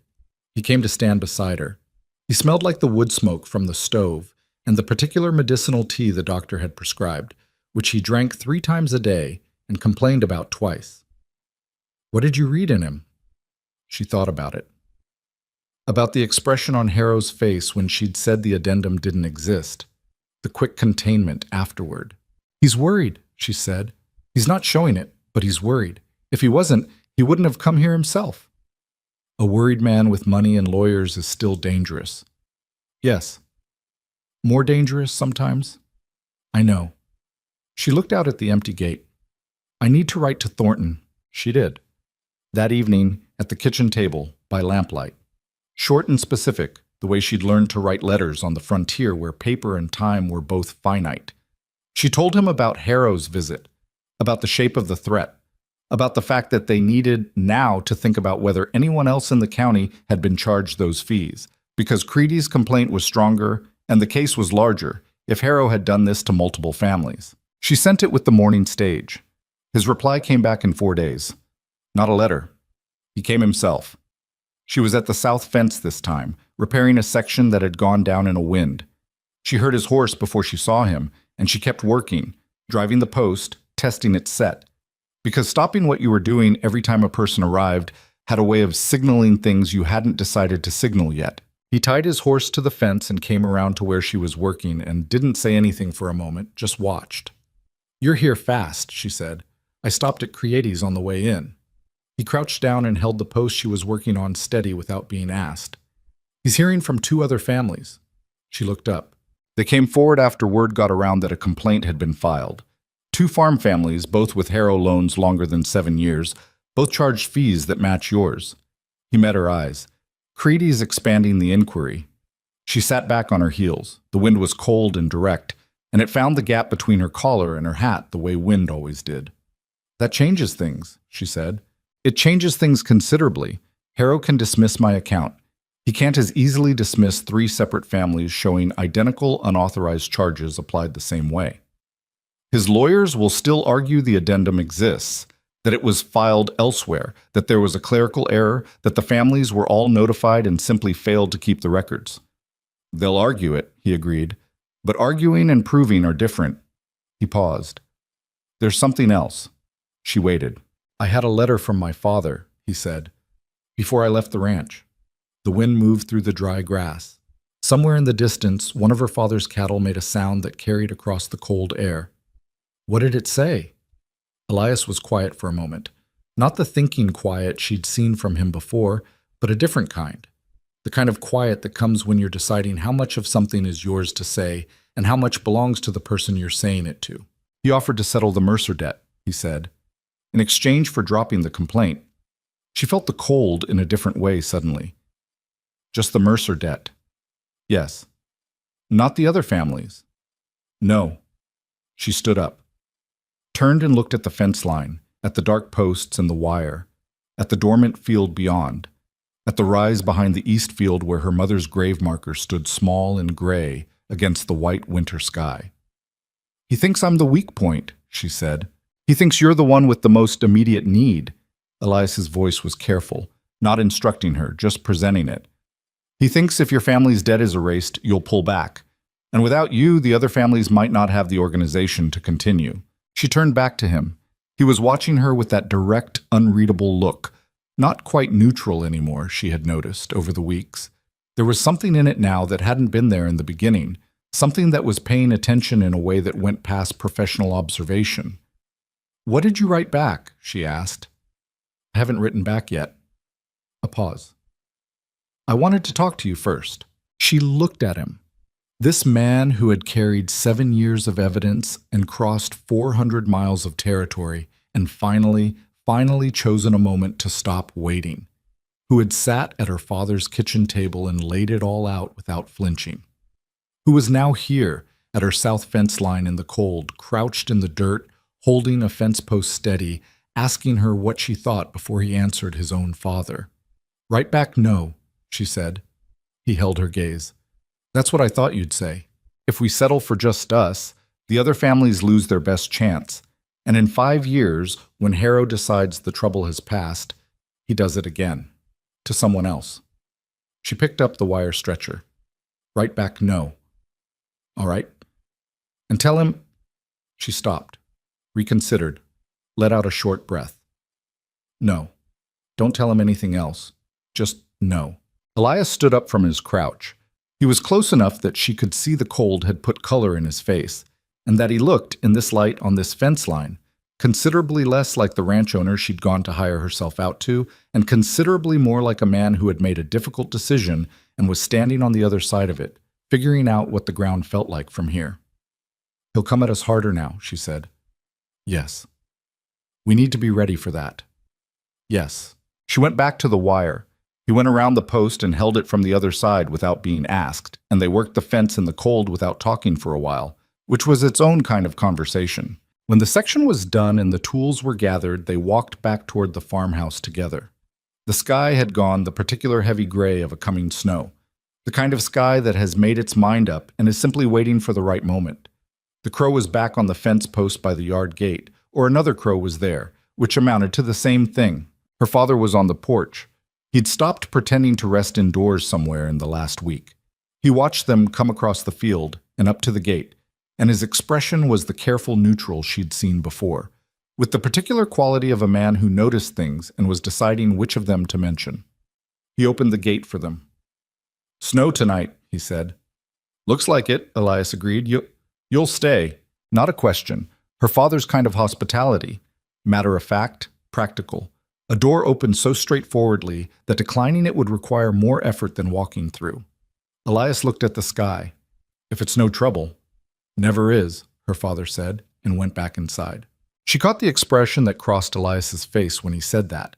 Brief, quickly gone, the way certain expressions are gone before the person wearing them knows they were there. Something between surprise and something older. Something that looked like the face of a person encountering a version of normalcy they'd been away from long enough to have almost stopped expecting. She didn't say anything about it. She went inside to help with dinner, and the snow started an hour later, falling slow and straight in the still air, covering the dormant fields and the fence line they'd repaired, and the road to Cutter's Bluff, and everything else in the quiet, indifferent way of winter, blanketing the landscape without asking permission, without regard for what was buried underneath, or what was still growing, or what the people inside the warm house with the lit windows were planning to do come morning. The snow that fell that night was gone by morning, melted off before dawn by a wind that came down from the northwest and scoured the ground clean. What it left behind was harder than what had been there before. The mud frozen solid, the ruts in the road turned to iron, the world locked down and rigid and clear in the way of deep winter just before it commits fully to itself. Elias was gone before Abigail came downstairs. She found a note on the kitchen table next to the cold stove, written in his careful hand. "Gone back to town. Creddy has news. I'll send word." That was all. Her father was already up. She could hear him moving in the back room, the slow, deliberate sounds of a man who had to think about how he moved now, which was still something she was adjusting to. She built the fire and put water on and stood at the kitchen window looking out at the hard frozen field while she waited for it to boil. The note was still on the table when she sat down with her coffee. She read it twice, not because it contained anything she'd missed the first time, but because she was trying to read what was underneath it. Creddy has news could mean almost anything. She had learned in the past 3 weeks that almost anything covered a very wide range of possibilities. Not all of them good. The word came at midday. Not from Elias, from Creddy himself, who wrote out in person, which told her before he opened his mouth that it was the kind of news he didn't want to send on paper. He tied his horse and came to the door and accepted coffee from her father without removing his hat, which told her he didn't intend to stay long. "Harrow's lawyers filed a counter motion this morning," he said, "at the county seat." "What kind of motion?" "Challenging the basis of the fraud complaint. Arguing the investigation has no standing because the person who provided the primary evidence, he paused, because Elias Thornton has a personal and familial grievance that disqualifies his testimony as materially biased. The kitchen was quiet. Her father had both hands around his coffee cup. Can they do that? Abigail asked. They can file it. Whether it holds depends on the circuit judge. Creedy set his cup down. But there's a complication. The motion also raises a question about the chain of custody of the documents in the wooden box. Harrow's lawyers are arguing that some of those documents are private property that was removed without consent, that Elias took them when he left. He was 18, her father said. I understand that. The law is less interested in the context than in the act. Abigail looked at Creedy steadily. So they're trying to get the evidence thrown out. They're trying to make the evidence questionable enough that the judge won't act on it. That's different from throwing it out, but the practical effect is similar. He pulled his hat off finally and turned it in his hands. I want to be straight with you both. This is the part I warned you about. Harrow has resources.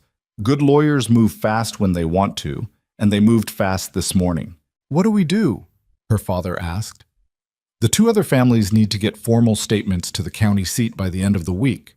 Their claims don't rest on Elias's testimony.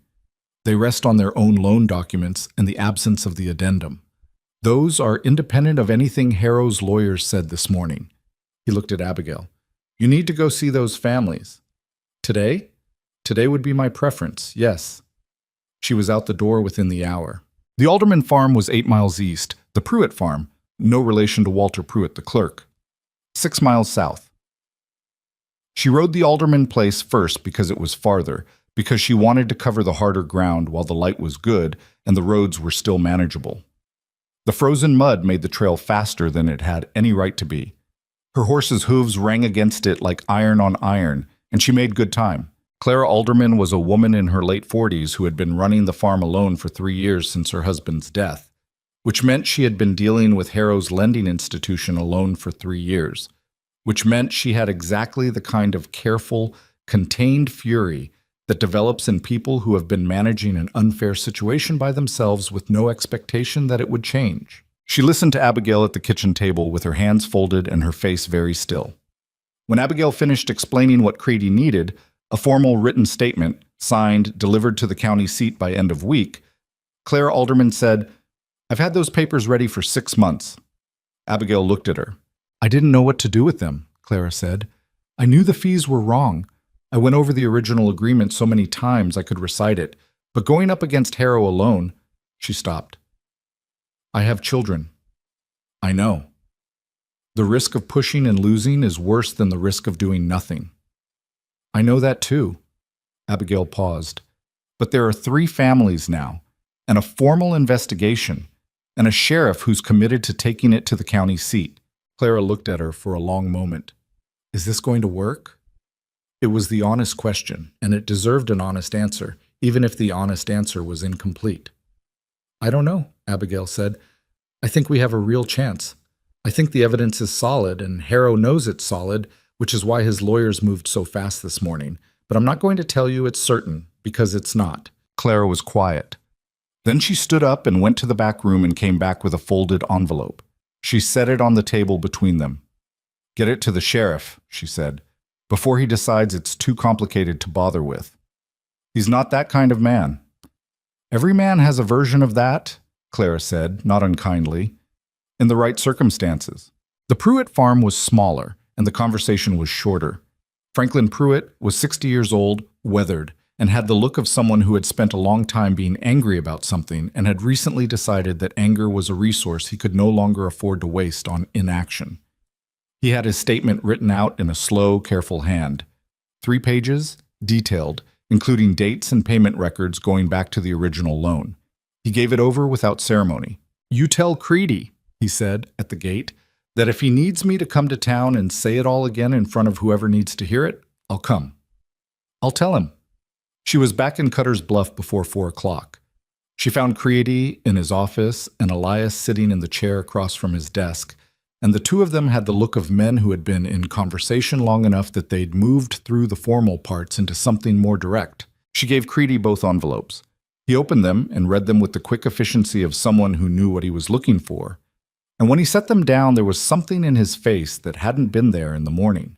Something that was not quite satisfied to.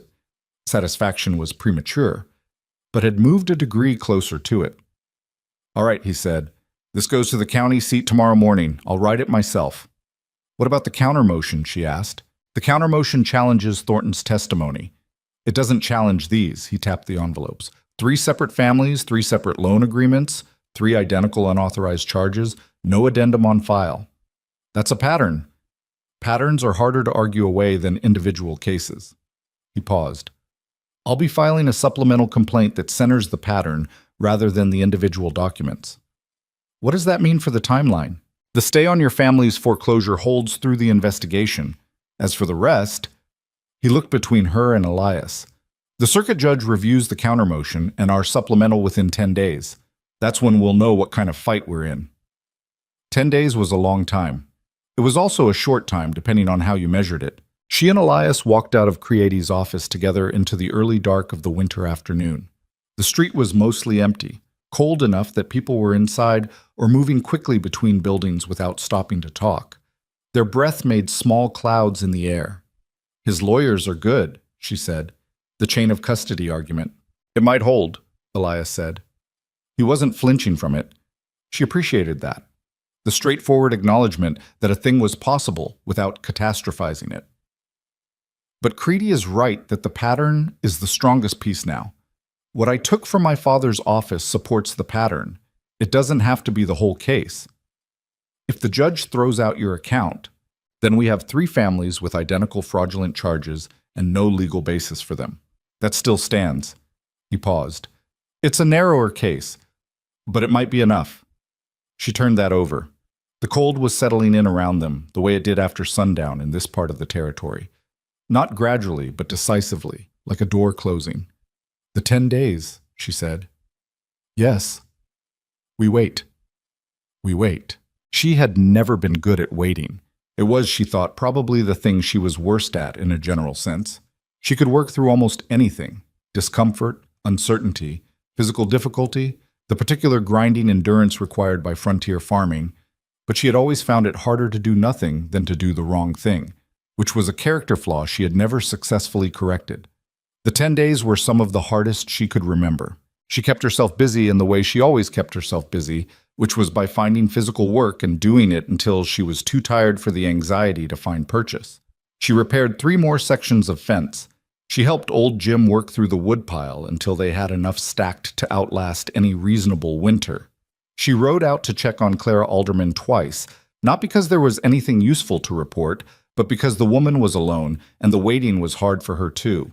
Her father got through it by going over his accounts. Every evening after dinner, he would sit at the kitchen table with his ledger and his original loan agreement and work through the numbers, checking and rechecking, building a picture of what the farm's finances looked like if the fraudulent fees were removed. He was not optimistic about everything. The legitimate debt was still real, the years of drought had still happened, but the numbers without the fraudulent additions were survivable. That was the word he used, survivable. Elias stayed in Cutter's Bluff through the 10 days. She knew this from the messages he sent, short, practical, the same way she wrote letters, and from what Creedy mentioned when she rode into town on the 5th day to check in. She didn't ask why Elias had stayed instead of going back to the ranch. She assumed it was partly to be available to Creedy if more questions arose, and partly something else that she didn't examine too directly. On the 8th day, she rode into town and found him at the small eating house on the north end of the main street, the one that served breakfast until noon and nothing after. He was at the corner table with coffee and what appeared to be a surveyor's map, which he folded when she came in and set aside. "Anything from Creedy?" she asked, sitting down. "Not yet." He poured her coffee from the pot on the table without asking. "How's your father?" "Better than he should be, by the doctor's count." She wrapped both hands around the cup. "He's planning. He gets up every morning and plans what he's going to do with the farm when this is resolved." "Is that good or bad?" "It's better than the alternative." She looked out the window at the winter street. "He thinks we should expand the east field, plant wheat in addition to the cattle operation, diversify." A pause. He's been wanting to do that for 15 years and never had the resources. It's a sound idea. I know it is. She looked back at him.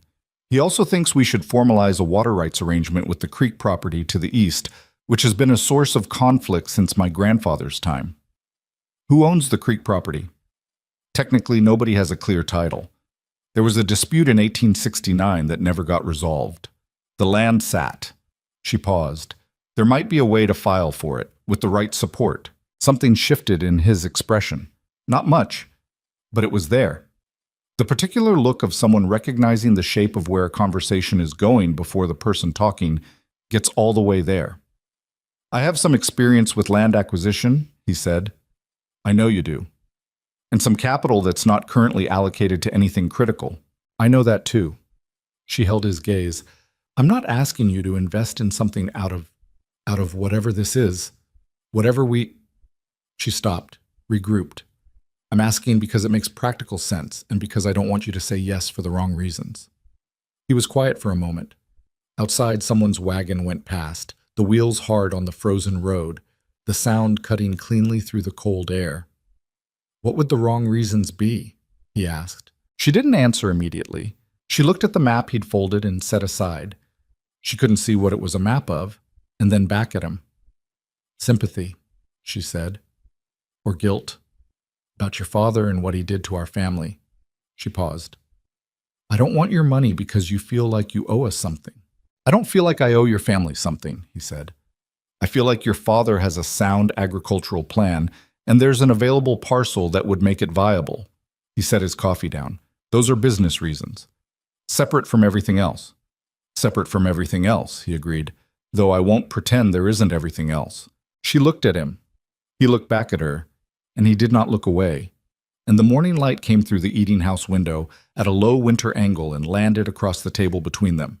And she thought, not for the first time, but more clearly than before, that this man who had sat on his evidence for 7 years and then given it over without hesitation was probably the most complicated, straightforward person she had ever met. We'll talk about the business reasons after the judge rules, she said. That's sensible. Yes. She stood, picking up her coat. Most things I do are sensible. I've noticed, he said, and there was something in his voice that was not quite dry humor, but was adjacent to it, and she left the eating house without responding to it, which felt like the right call. Creddy sent word on the morning of the 10th day. Not a letter. A boy from the telegraph office with a folded message, which arrived at the farm before Abigail was fully awake. She read it standing in the kitchen doorway in her coat, the cold coming in around her, old Jim watching from the stove. Judge ruled. Counter motion denied. Come to town. Creddy. She read it twice. Then she went and woke her father. He was already half awake.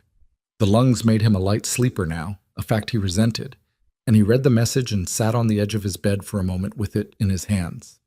He was 61 years old and ill, and had been carrying the weight of this for months before she'd ridden into Gerald Harrow's office, and she watched him read 4 words and feel what those 4 words meant, and understood that whatever came next, the hearing, the lawyers, the long administrative process of actually making Harrow account for what he'd done, this moment was already something. The counter motion denied, the investigation proceeding. The clock stopped.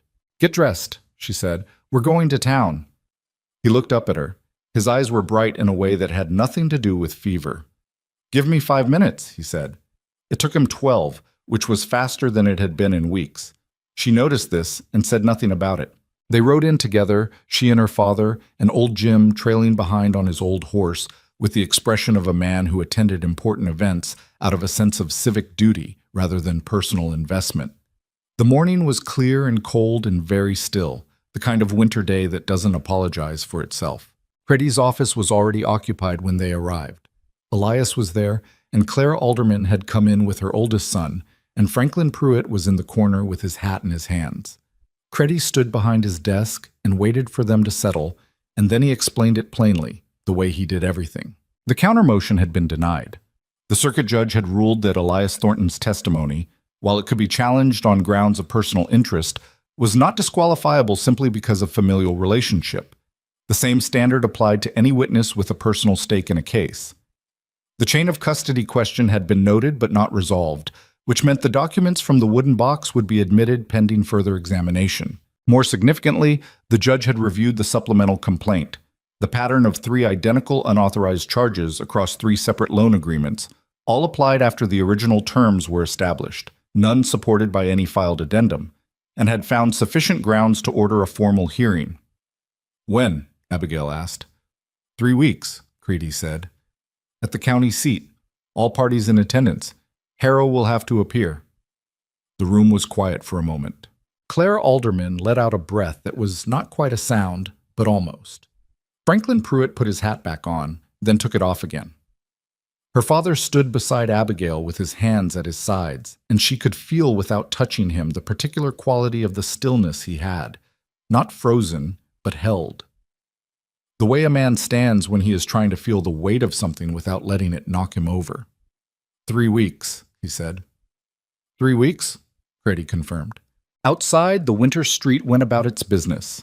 A dog crossed in front of the window.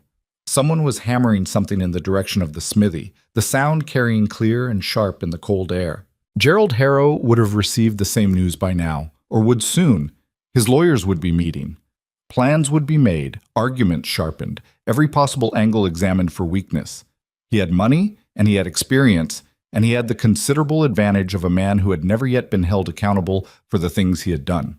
But 3 weeks from now, in a county seat courtroom, he was going to have to stand in front of a judge and explain why the addendum he had cited to 3 frontier families did not appear in any public record.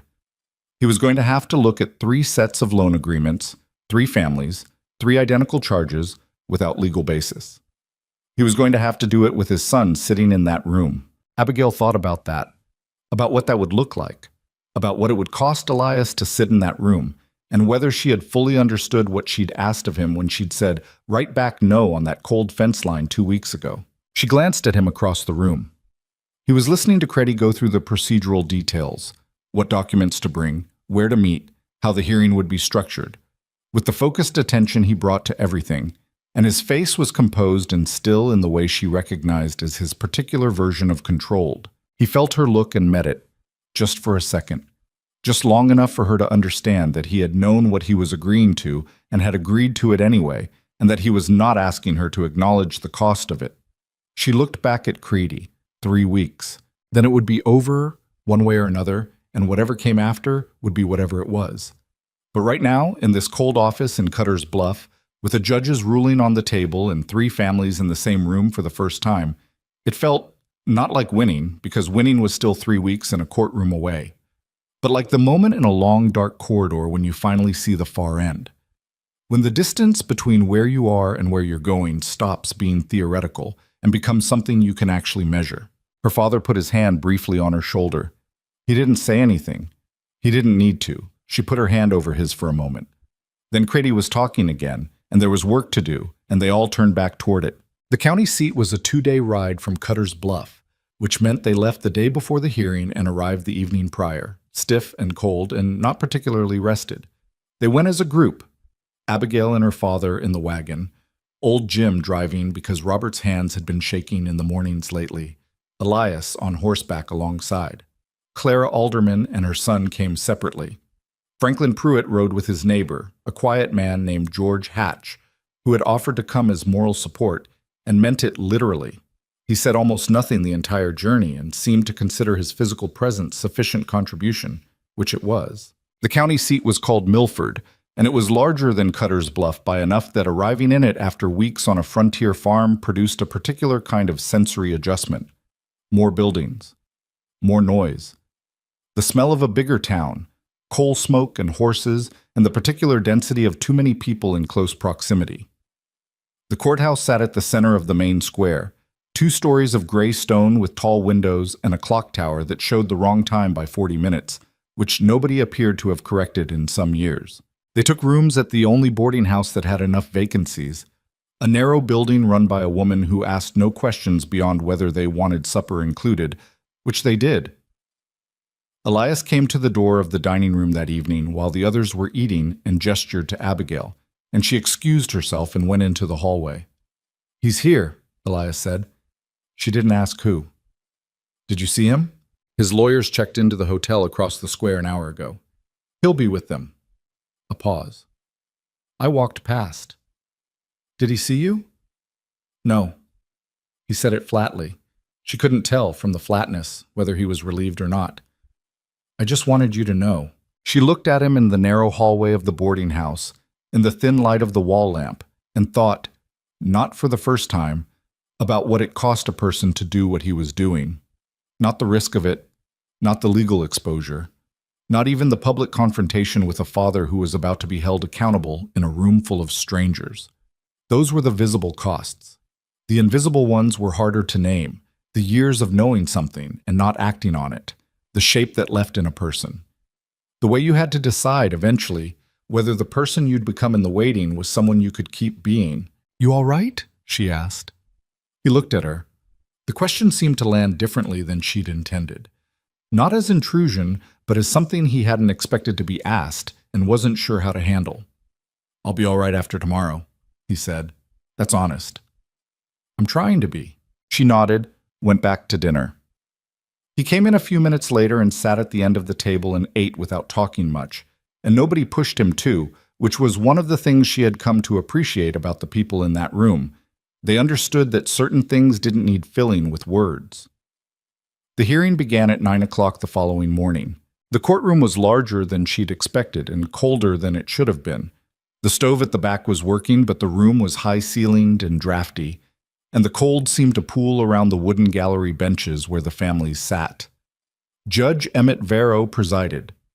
He was a man in his 60s, spare and gray, with reading spectacles on a chain and the expression of someone who had heard a great many things in this room and reserved judgment on most of them until he had the complete picture. Harrow's legal team consisted of 2 men, the younger one she'd seen at the farm with the leather satchel, and a senior lawyer named Aldous Breck, who was the kind of man whose entire physical presence communicated that he was expensive and knew it.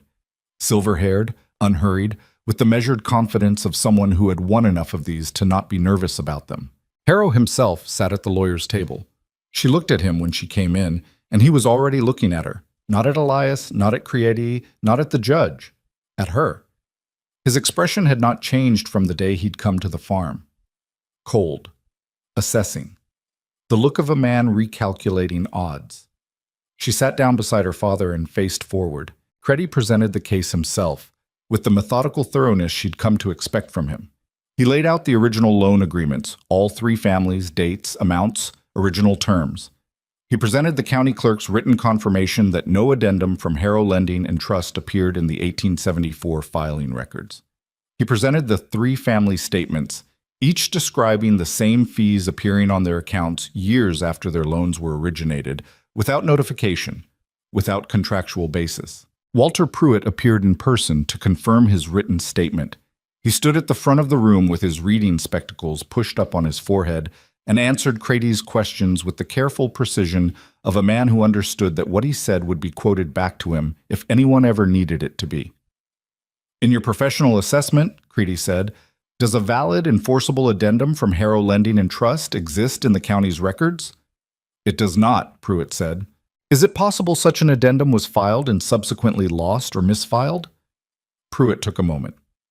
"I have maintained these records for 16 years.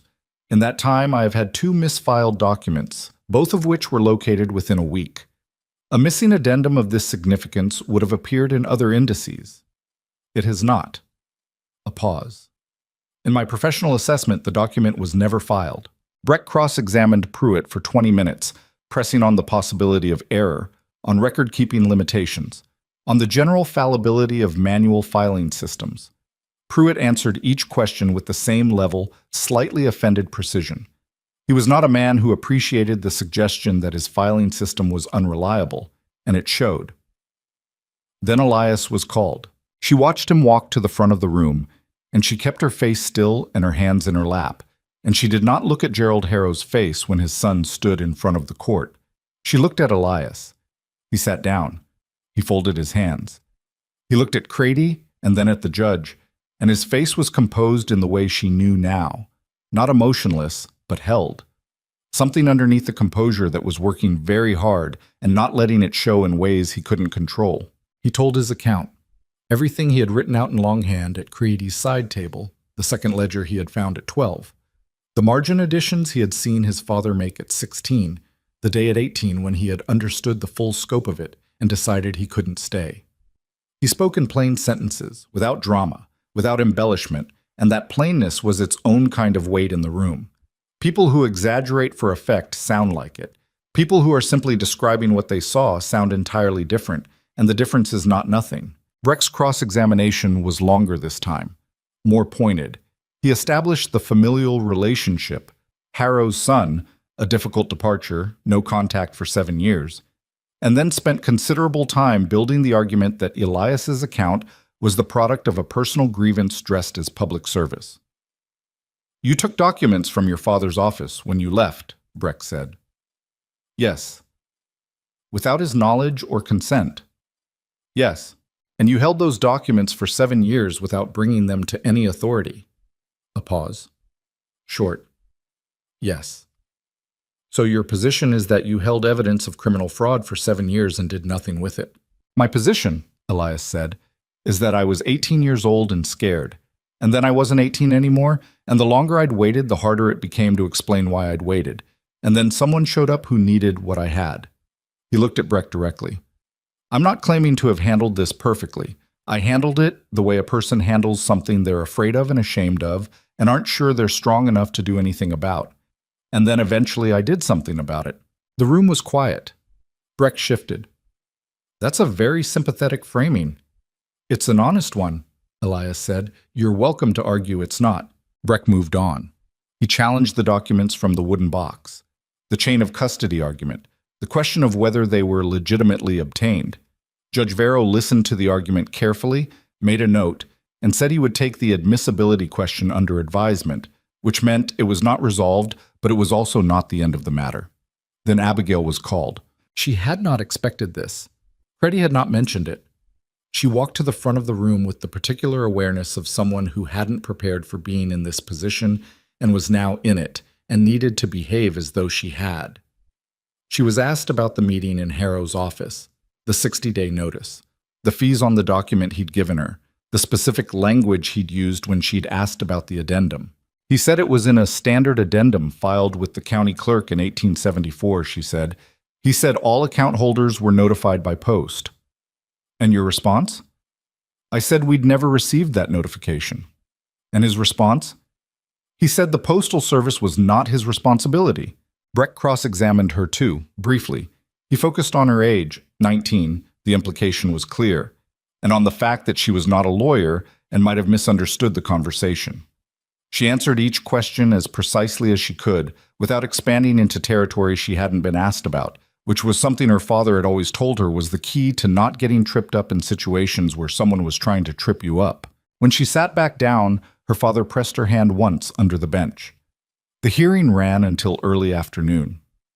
Breck made his closing arguments, the personal grievance angle, the chain of custody issue, the general unreliability of a case built largely on an absence, a document that wasn't there rather than a document that proved wrongdoing. He was skilled. She gave him that. He made the absence sound like a technicality rather than a revelation. Then Creedy stood up and said something simple. He said that 3 families in his county had paid money they did not legally owe, based on fees with no contractual or legal foundation, applied systematically over years, producing revenue for Harrow Lending and Trust at the direct expense of frontier farming families who were already operating at the margins. He said the question was not whether Harrow had made an administrative error. The question was whether 3 identical unauthorized charges applied to 3 separate accounts, with no supporting documentation anywhere in the public record, constituted a pattern of deliberate fraud. He said he believed the answer was yes. He said he believed Judge Vero would find the same. He sat down. Judge Vero said he would consider the matter and deliver his ruling within 5 days. 5 days felt like a long time. They rode back to Cutter's Bluff the following morning because there was no practical reason to stay in Milford, and several practical reasons not to. The farm needed attention. Her father needed his own bed. The boarding house charged by the night. They rode back largely in silence, the way people ride when they've done everything they can do and have moved into the part of the experience where the outcome is no longer in their hands. On the 3rd day of waiting, Elias came back to the farm. He didn't announce it. He simply rode up in the mid-morning and tied his horse and came to the gate, and when she met him there, she could see from the way he was standing that something had shifted in him overnight. Some weight that had been in him for 7 years and had been building toward this for the past 2 months was close enough to resolve that his body had started to let go of it. Not all the way. Not yet. But the direction was clear. "You slept," she said. She could tell from his face. "First time in a while." She opened the gate. He came through. They walked the fence line, not because it needed checking, though she could always find something worth checking, but because being in motion helped both of them think, and they both knew it without saying it. The morning was clear and cold, the sky the particular pale blue of deep winter, the kind that looked fragile but wasn't. "Whatever Vero rules," he said, after they'd walked in silence for a while, "this is the right side of it." "I know. I don't mean for your family specifically. I mean—" He paused, looking for the right words, and she waited. "I mean, I spent 7 years telling myself that the reason I hadn't done anything was that the moment wasn't right, that I needed more, that it would fall apart, that I'd cause more damage than I'd fix." He was quiet for a moment. None of that was entirely false, but none of it was the real reason either. What was the real reason? He looked out over the frozen field. "Fear," he said. "Just fear. That it would cost me more than I could afford. That I'd have to stand in a room and be Gerald Harrow's son in front of everyone who mattered." He paused. "Turns out it cost less than I thought, the standing in the room part."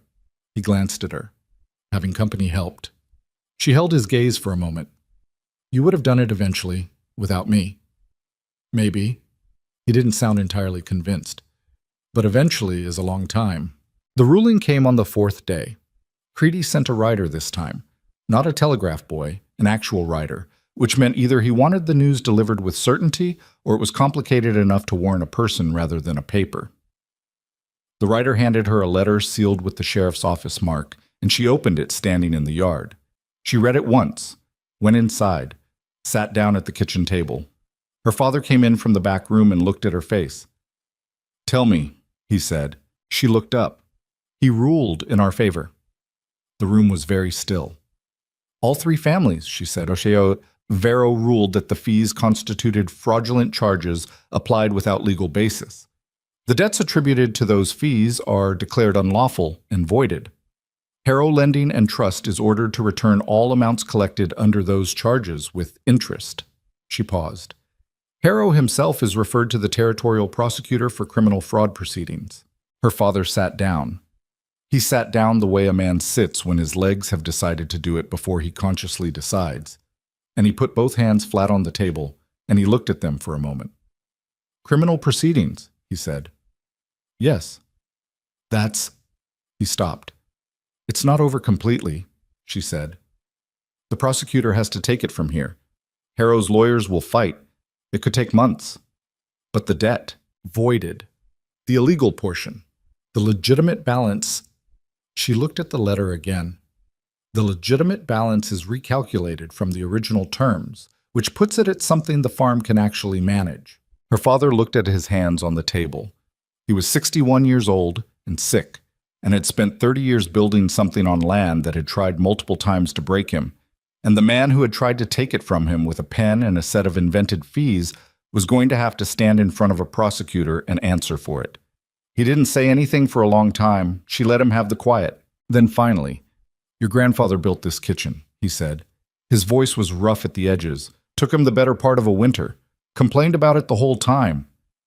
He looked around the room, at the walls, the stove, the window that looked out toward the east field, and the rise beyond it.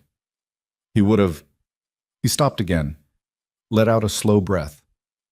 He'd have had something to say about all of this. He'd probably have said it was about time, she said. Her father made a sound that was almost a laugh.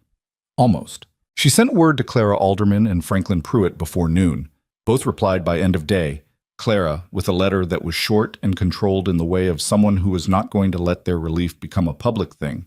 Franklin Pruitt, with a message delivered by his neighbor George Hatch, who arrived on horseback and stood in the yard and said, "Frank says thank you," and turned around and rode back, which was about as much ceremony as either of them had apparently decided to allow. She rode to Cutter's Bluff the following morning to find Elias. He was at Creedy's office, which had become something of a regular location for the both of them, and Creedy was there too, and all three of them stood in the familiar room with the stuck door and the stone walls, and went through the ruling together, practically, the way practical people process good news, by immediately thinking about what comes next. The prosecutor's office will contact all three families, Creedy said. They'll need statements. The proceedings will probably run into spring. But the stays are permanent, Abigail asked. The voided debts are permanent. The criminal proceedings are separate from the civil ruling. He looked at her. Your farm is safe. That's not conditional on what happens with Harrow in the criminal case. She nodded. Let that land properly for the first time. The farm was safe. She said it to herself quietly, in the back of her mind, the way you say something you've been afraid to believe even when the evidence for it was building. The farm was safe. Her father's land, or her grandfather's land, was not going away. The grave marker on the rise behind the east field was not going to belong to Gerald Harrow. She became aware that both Creedy and Elias were watching her, and she straightened and said, All right, what else do we need to do today? And Creedy almost smiled, which was about as close as he ever got. They stayed until Creedy had what he needed, and then they walked out into the cold main street of Cutter's Bluff, and the town went about its business around them the way it always did, indifferent as ever to the specific weight of specific moments in other people's lives. Harrow will leave, Elias said, before the prosecutor gets to him. His lawyers will arrange it. You think so? I know him. He said it simply, without bitterness. He doesn't stand in rooms when he can leave them. He'll go somewhere the ruling doesn't follow as easily. And you're all right with that? He considered it. Honestly, she thought, actually turning it over rather than giving her the answer that sounded right. I'd prefer he faced it all, he said finally, but what he can't escape is the record. The ruling is public. His name is attached to it. Every banker in this territory who does business with him knows what he did. He paused. That's not nothing. No, she agreed. It's not. They stood there for a moment in the cold, in the street, not quite going anywhere yet. I want to talk to you about the creek parcel, he said. She looked at him. The business reasons. The business reasons, he confirmed. But also, he stopped, started again, more carefully. I want to talk about what a longer-term arrangement might look like. Between the ranch and the farm, water rights, supply agreements, maybe the wheat plan your father's been running numbers on. He held her gaze. I'm not going anywhere. This territory is where I built something. And your family built something here too, and I'd like to help it keep going, if that's acceptable.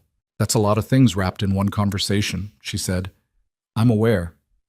Some of them are business. Yes. And some of them aren't. He was quiet for a moment. No, some of them aren't. She looked at him. This man who had come into her life as a last resort and had turned out to be something else entirely, something she hadn't had a category for and still wasn't sure she did. He was not an easy person. He was private in ways that would probably always require patience, and he had a history that was complicated in ways that didn't resolve just because a judge had ruled on them. He was also the most consistently honest person she had met, and he had proved it at considerable personal cost, and she did not think that was a small thing. Come to the farm Sunday, she said. Bring whatever numbers you have on the creek parcel. You can talk to my father about the wheat. And you? And me, she said. We'll figure out the rest as we go. He nodded. Once. Efficient, the way he did everything. But she caught the edge of something in his face before he got it under control. Quiet and unguarded for just a second, the way a person looks when something they'd stopped expecting turns out to be real after all. She walked back toward where she'd tied her horse. The cold was sharp and clear, and the town sounds moved around her, and the sky was the pale winter blue that went on for miles in every direction. The same sky over Cutter's Bluff, and the Mercer Farm and Thornton's Ranch, and the county seat courthouse, where a judge's ruling was now part of the permanent record. She thought, riding home, about what it had taken to get here. Not the dramatic version, not the evidence and the courtroom and the ruling, the other version. Her father's hands on the kitchen table at 2 a.m, going over numbers that didn't add up. The 12 miles she'd ridden in the cold to sit in a chair Gerald Harrow hadn't offered her. The way she'd held herself very still in that office and let him think she was only afraid, when she was also paying attention. She thought about Elias at 18, Taking those documents and not knowing fully what he was taking or what he'd do with them, carrying them across 400 miles in 7 years until someone showed up who needed what he had. Nobody makes good decisions at 18 when they're afraid. Nobody moves through the world cleanly. The honest thing, the human thing, was that he had found a way to act eventually, at a cost he paid willingly, and that was not a small thing either. The Mercer farm came into view as she crested the long, slow hill south of town. The house, the barn, the outbuildings, the dormant fields spreading out in every direction, and beyond the east field, the small rise with the grave marker she had looked at every morning of her life since she was 7 years old. The afternoon light was coming in low and golden across all of it, the way it did in winter when the sun was flat against the horizon, and it made the ordinary landscape look briefly extraordinary. Old Jim was at the woodpile. He looked up, assessed that she was back and not dead, and went back to splitting. Her father appeared in the doorway of the house, wrapped in his blanket, watching her right up the way he always watched her, with the particular attention of a man who had been waiting and was glad the waiting is over, even if he would never say so directly. She dismounted at the gate, unsaddled the horse, did it slowly and properly, the way you do when the urgency is lifted and you can afford to be careful again. Her father was still in the doorway when she came up the porch steps. "Well," he said. "Freddie has everything he needs," she said. "It's done." He stood back and let her in, and the door closed behind them both, and the farm was quiet in the way of a place that has survived something and knows it. And outside, the afternoon light moved slowly across the fields until the sun dropped below the ridge and the sky went the deep winter blue of early evening, and the grave marker on the rise stood where it had always stood, on land that was still theirs, in a story that was not over but had finally, after everything, turned toward something worth building. That was enough. For now, that was more than enough. Everyone get in. What happened? What? Why would you do that? I've never that had it.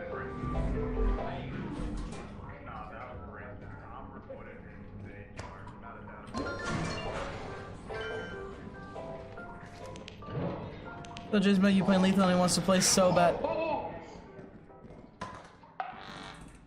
Okay. Don't tell him, don't tell him, don't tell him, don't tell him. Good one. He wants to play so bad. We might do a modded version later, where we can get a bunch of people in. Maybe we'll do that next week. Hey guys. I don't talk to racists. What? Like either me and you. That'd be Why fun. not just open the door standing there? Go ahead. Go ahead. Go ahead. You not see my shit not say the most paranoid every time. After you. Oh, you guys are sick and twisted, man. Oh my fucking. Oh.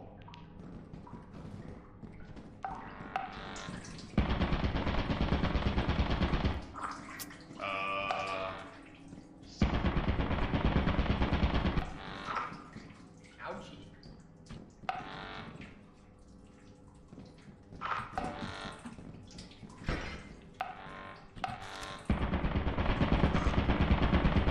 So You Zerti, dropped your flashlight. no, that's Ben's.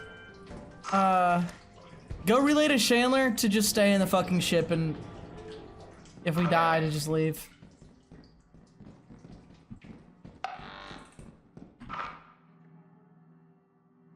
I'm gonna go.